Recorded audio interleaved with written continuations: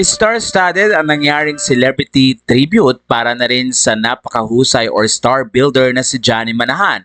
Ito nga ay isang surprise tribute party na ginanap noong Sabado, March 16, 2024. Mr. M ang tawag sa kanya sa nasabing industriya, kaya naman maraming mga artista ang nagpasalamat at pinasikat ng nasabing si Mr. M. He founded the Star Magic, ito ay ang talent arm ng ABS-CBN, at doon nga ay marami ang nakuwang magagaling na artista tulad ni na Kristen Hermosa, Piolo Pascual, Bea Alonso, Jericho Rosales, Angelica Panganiban, Claudine Barreto at pati na rin si John Lloyd Cruz.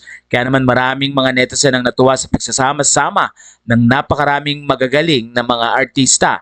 Kaya naman narito ang ilan sa mga binahaging photo ng nasabing celebration at nandun nga ang hashtag na Mr. M Night of 100 Stars.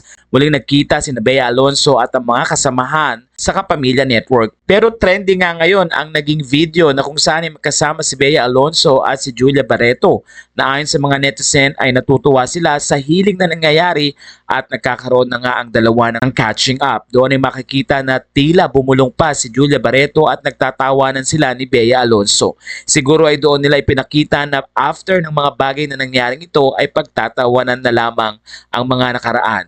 Medyo ilang taon na rin na nakakalipas at nakita na rin ang giling at makikita rin naman na masaya na sa kanilang mga relasyon sina Julia Barreto at Bea Alonso. Kaya naman ayon sa mga fans, kailangang i-celebrate ang mga ganitong pangyayari.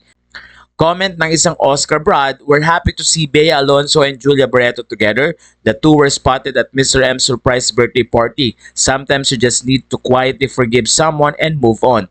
That peace is a whole new level of peace." Kaya naman ayon sa mga netizen, isang magandang pagkakataon ito na maging maayos na ang relasyon ng dalawa.